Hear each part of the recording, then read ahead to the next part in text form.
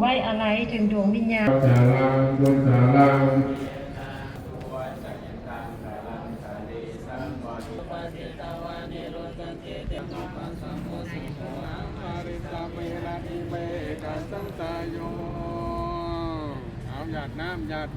ข้าพเจ้าในน้ำการจะตั้งบ้านโพนไซและตั้งหน้าให้แก่ครอบครัวพรหมวิหารพร้อมด้วยญาติพี่น้อง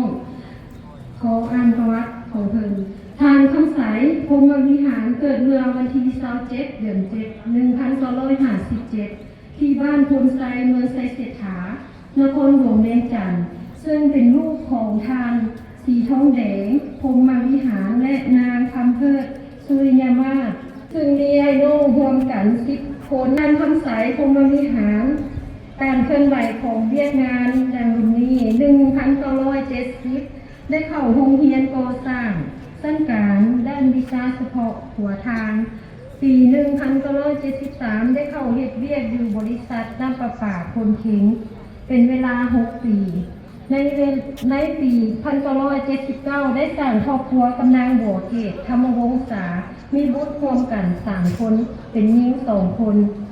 ได้ออกมาสำเร็จสร้างเศรษฐกิจครอบครัวตนเอง1984 หา 85ได้เข้าร่วมงานมโหฬารซาวนุ่มดอกไม้แดงอยู่ที่ประเทศรัสเซียนาทีสุดท้ายของมื้อวันศุกร์ที่6 เดือน 1 2026ตอนกลางคืนเวลา 23:30 นาทีของท่านคำใสก็ได้สิ้นลมหายใจอย่างสงบ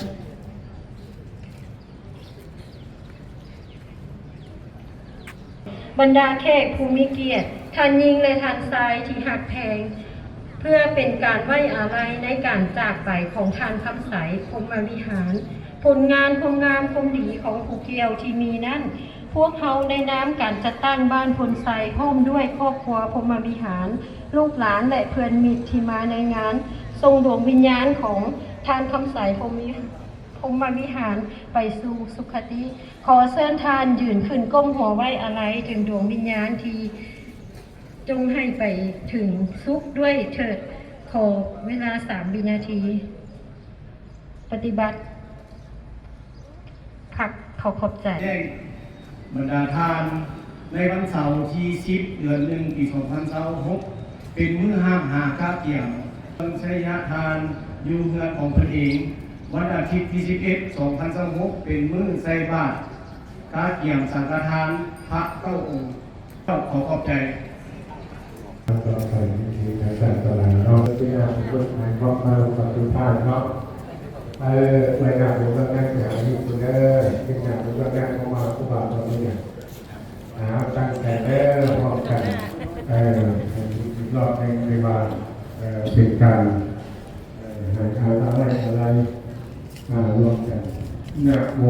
ตัสสะภะคะวะโตอะระหะโตสัมมาสัมพุทธัสสะนะโม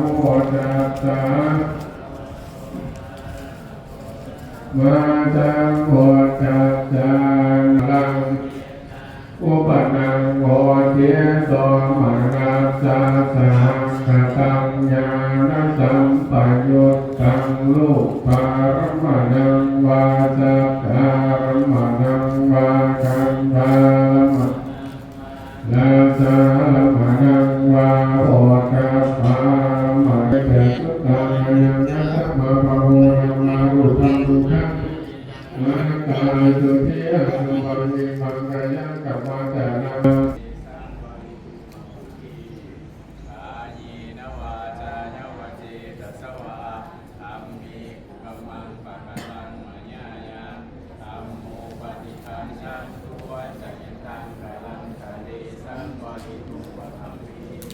อันตุสาภโลโภวินาสันโนมาเทวมันวันตรายโยสุขิติทายุโภภวะทักษิเรสนิจังโวจาปัญจายิโรจัตตาโลรัมมาอายุวันโนสุขัง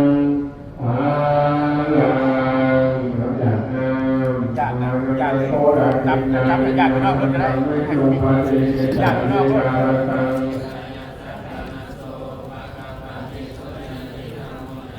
ยามิกติโตปิตังอาหุตาจักขตาอุลาลาปัลลัจจาปิภูนามานุปัสสินันตุเว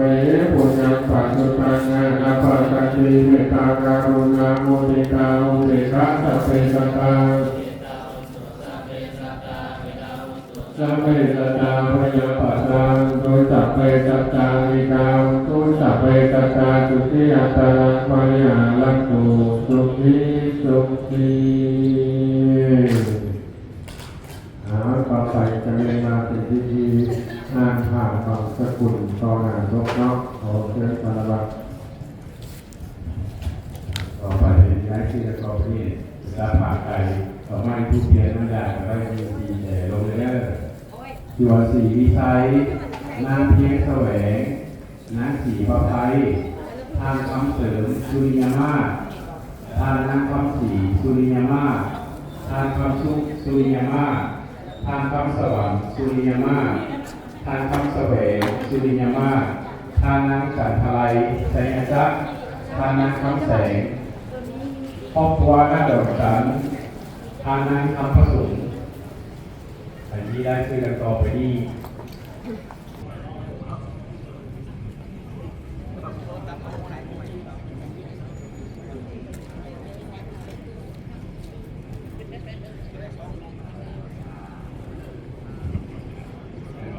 มนต์ได้ขนาดเด้อ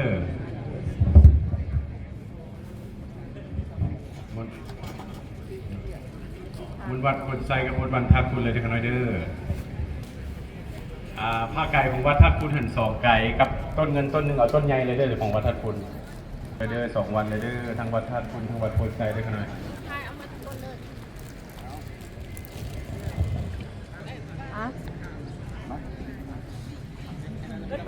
ถูกกระชับไหมไอ้ปลาไหลดิปลาไหลนั่นปลาไหล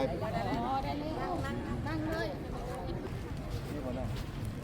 ที่ได้ไหมแล้วนะ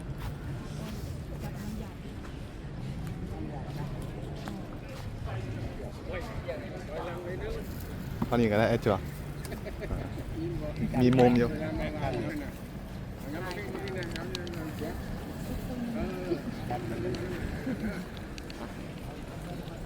ฟังเลย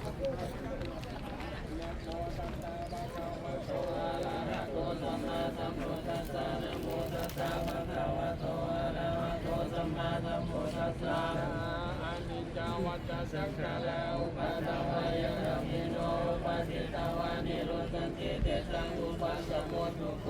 นิจาวัฏสังฆาราอุปาทวายะธรรมิโนปัสสิตาวานิโรสันติเตสังอุปัสสโมทุโกนิจาวัฏสังฆาราอุปาทวายะธรรมิโนปัสสิตาวานิโรสันติเตสังอุปัสสโมทุโกตามเมสัตตามารังกิจามิสุจังนิจังเยสัเทวะ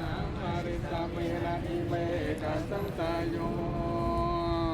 เอาหยาดน้ำเมตัญจาสัพพโรกัสสวิฆานาสัพพวะเยอะอย่าลงพื้นเลยสัมปะดังอาเวลัง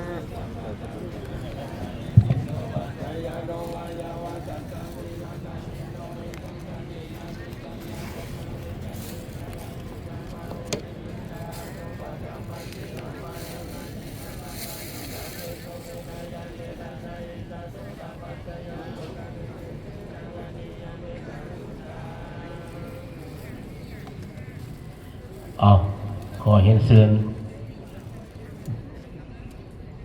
ไอจั่วบดไม้เมฆเขาวางดอกไม้ทูบเทียนนิมนต์เด้อนิมนต์ไอจั่วบดไม้เด้อวางดอกไม้ทูบเทียนก่อนเด้อ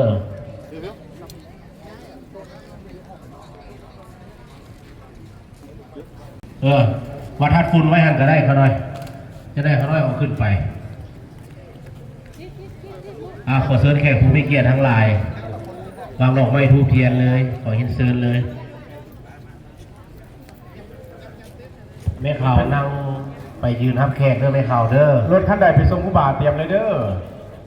แม่ข่าวเจ้าภาพไปยืนได้ไหมครับเจ้าโอแจ้งเธอหนึ่งเนาะขอเชิญญาติพี่น้องและผู้อยู่ใกล้อยู่ไกลไปอบอุ่นงานเพิ่นเพื่อรับประทานอาหารแบ่งเบาความทุกข์โศกให้เพิ่น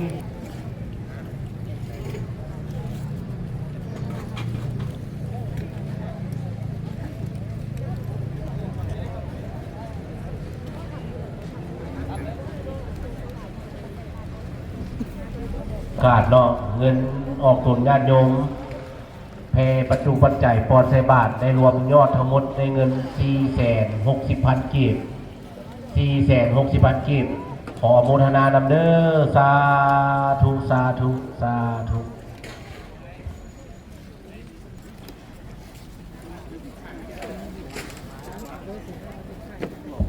ผู้ใดครับครูบาอาจารย์มาแต่โพนไซ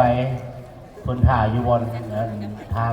ที่ออกนะครับเพิ่นเด้อกลับคืนวัด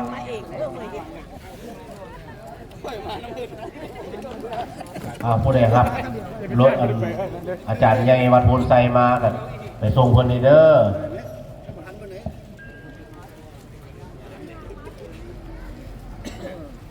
เพิ่นว่าต่อยอดอีก 10,000 เนาะ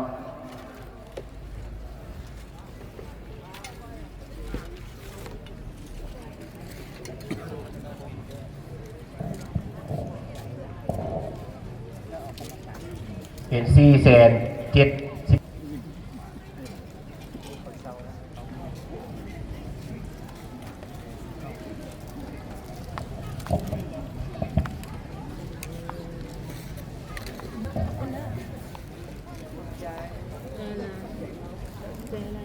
ใจมือกล้องทำงามเด้อลงตัวเองแล้วขอบใจ เอาเงินมาต่อยอดอีกเนาะได้ทั้งหมด1,70,000 กีบ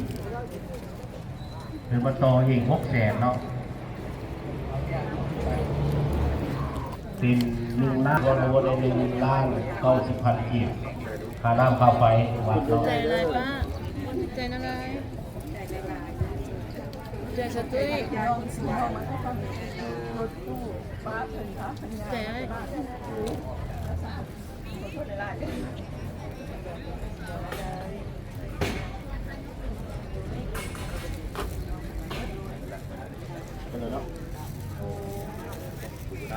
เป็นวัน เด้อ เงินที่เป็นมาต่อยอดเนาะ600,000 เนาะเป็นฟังไทยเป็นมาต่อยอดมีไปน้องทางเมียเพิ่นเด้อจังหวัดหนองคายเป็นมาต่อยอด600,000 กีบ